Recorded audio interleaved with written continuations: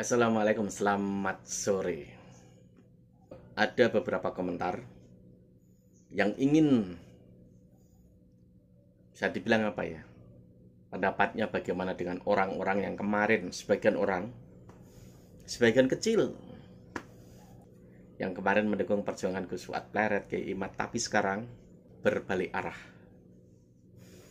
Dari awal saya udah tahu mereka, udah tahu, tapi nggak perlu diungkapkan di media kan gitu. Mereka itu ya begitu. Karena apa?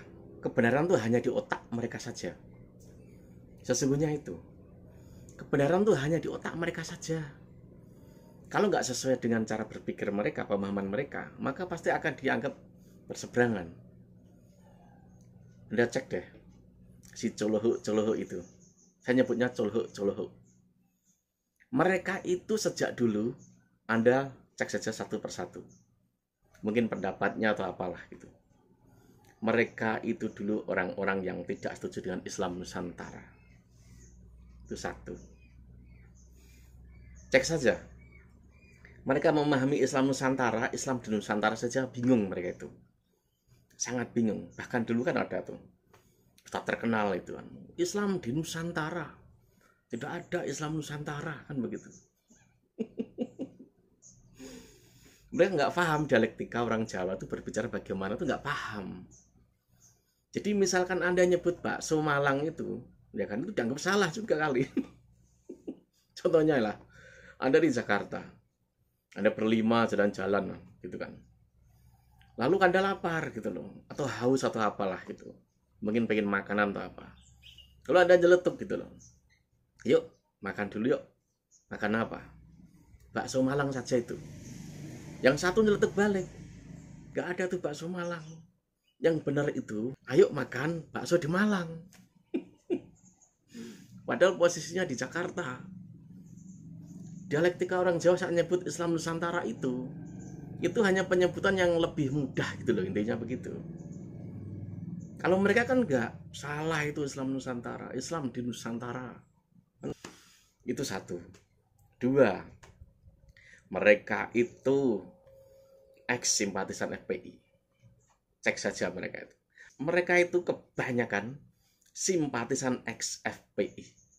Walau sekarang mereka itu misalkan mengkritisi oknum Habibnya, bahkan mencaci, ya mereka yang paling banyak mencaci sendiri gitu loh. Nah justru dari orang yang berseberangan dengan mereka itu, seperti kita-kita itu, jarang mencaci gitu loh. Itu membuktikan gitu loh, mereka di mana-mana itu jadi sampah gitu loh. Mereka di kelompoknya jadi sampah, lalu mereka seakan-akan sehaluan dengan kita, mereka juga aslinya sampah, yaitu sampah-sampah coloho gitu. Otak mereka tuh sama, tidak bisa mereka itu jadi teman sejati seperjuangan, itu tidak bisa, karena persepsi di mereka itu beda dengan orang-orang Gus Durian, itu beda, sangat beda. Dan ada kan di mereka itu bahkan diancam oleh seperjuangan mereka yang dulu itu ada. Aneh kan? Coloho itu dari mana tuh? Dari Jawa Barat tuh ada, siapa namanya itu? Siapa namanya saya lupa. Ya diancam mau dibunuh kan? Oleh anaknya oknum Habib kan? Padahal itu sehaluan. Dia itu dulu apa? Ex-simpatisan FPI. Tapi apa jadinya? Kan banyak, satu dua banyak. Saya ada videonya tuh. Mungkin ada 4 atau 3 orang. Yang bahkan mereka diancam oleh yang dulu itu ibaratnya mereka sangat open pemahamannya dan bisa dibilang sama gitu loh. Harukahnya tuh sama. Tapi seperti itu. Yaitu saat mereka bersama dengan mereka itu akan nyinyirin kita tuh habis-habisan.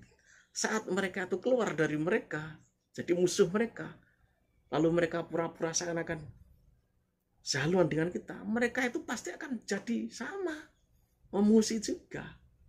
Karena memang karakternya itu karakter kutu loncat gitu loh. Jadi nggak punya prinsip. Prinsipnya itu ya prinsip kebenaran menurut versi mereka, menurut otak mereka. Seperti itu. Saya ada beberapa video dari mereka itu. Saya hapus semua itu. Saya kira mereka itu inilah gitu. Tapi saya dari awal curiga, makanya saya tidak banyak bahas tentang diri mereka itu, enggak. Karena dari awal udah curiga. Kadang ya orang itu cara berpikir itu jika radikal, itu tidak akan bisa hilang semudah itu. Tidak akan. Orang-orang seperti mereka itu mudah mengkhianati teman, mudah mengkhianati satu teman seperjuangan itu mudah. Seperti mereka mengkhianati Habibnya kan sama. Mereka kan begitu.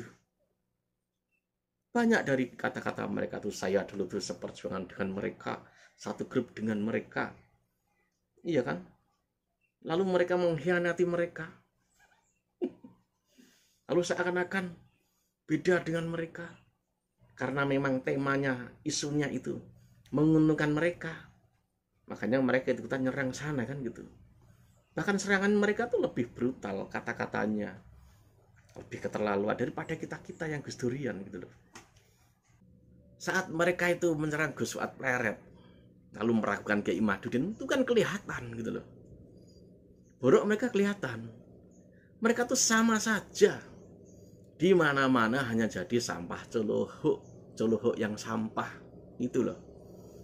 Jadi nggak usah terlalu banyak direspon, nggak perlu menghadapi orang yang hanya kebenaran cuma di otak mereka saja itu nggak akan habis. Jika mereka tahu ayat sedikit, sombongnya selangit. Jika mereka tahu kekebalan sedikit, sombongnya selangit, pamer. Padahal itu di daerah kami ya, itu mainan bocah gitu loh. Mainan bocah sesungguhnya. Ya kayak apapun mereka akan seperti itu. Tidak akan berubah gitu loh. Karena apa? Watak mereka tuh mudah terombang-ambing dengan berita, dengan informasi. Prinsipnya prinsip terombang-ambing itu. Dan kebenarannya kebenaran menurut kepala mereka saja. Nggak ada yang lain. Coba cek itu si A, si B, si C. Semua mereka itu dulu itu pasti ngekek, tertawa jika dengar kata Islam Nusantara. Itu udah ketahuan jika mereka itu bukan NU. Bukan. Jika mereka misalkan ada yang berteman dengan orang NU, ya mereka itu ya seperti itu, tetap seperti dirinya sendiri. Ya minimal mereka jadi dirinya sendiri gitu loh. Ya dirinya sendiri yang itu, terombang-ambing itu, celoho itu. Jadi nggak usah terlalu banyak direspon mereka itu sesungguhnya. Siapa mereka itu? Mereka tuh kecil loh. Bacotannya saja yang gede gitu loh. Melihat mereka itu seperti apa ya? Seperti ranjau gitu loh. Menjebak orang, berbahaya mereka itu. Karena karakternya yang seperti itu. Orang itu ya, kalau kebenarannya itu udah menurut versi kepalanya mereka, itu nggak bisa dirubah. Mirip dengan Wahabi. Sama. Wahabi itu saja, dalam melihat hal-hal yang berbau gaib, itu menurut kebenaran cara berpikir mereka. Mereka berkata simpel hal ini loh, hal sepele. Jin itu suka bohong. Nggak perlu diikuti, nggak perlu dipercaya. Coba para Wahabi itu saat meruqyah, saat jin berkata-kata, kok mereka banyak percaya? Ambilin di sana, saya begini, percaya mereka. Tapi kalau dari info dari luar golongan mereka, 100% nggak percaya. Konteksnya seperti itu. Jadi ada, bisa dibilang apa ya? Bisa dibilang ada seperti chip atau sesuatu yang itu halus, itu nancap di kepalanya mereka. Dan mereka itu tidak akan bisa berubah kecuali banyak ngaca. Gitu loh. Saya dulu tuh pernah ya debat di Facebook dengan seorang ustadz terkenal Wahabi. Sama cara berpikirnya mereka itu, cuman beda versi. Sama. Jangan percaya omongannya jin begini.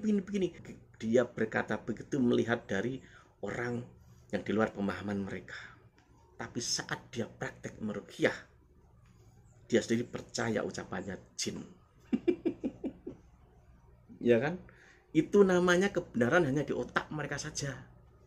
Menurut versi mereka saja. Padahal yang namanya kebenaran itu mau dimanapun benar ya benar, salah ya salah. Di situ. Makanya mereka itu memahami soal mimpi, mereka itu gagal gitu. Dari awal mereka memahami halu aja udah salah. Maka kesini semua itu akan salah semua. Apa-apa dianggap haluan begitu. Dianggap halu gitu kan.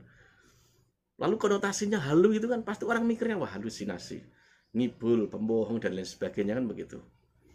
Konotasi orang umum menangkap itu seperti itu. Ini bohong-bohongan ini, halu ini. Apa-apa dianggap halu. Jika mereka tahu hidup di zaman Nabi, mungkin mendengarkan Nabi bercerita, pasti mereka juga akan menganggap itu halu. Karena apa? Kebenaran itu tidak di mana-mana. Kebenaran itu di kepala mereka saja. Itu loh. Wassalam.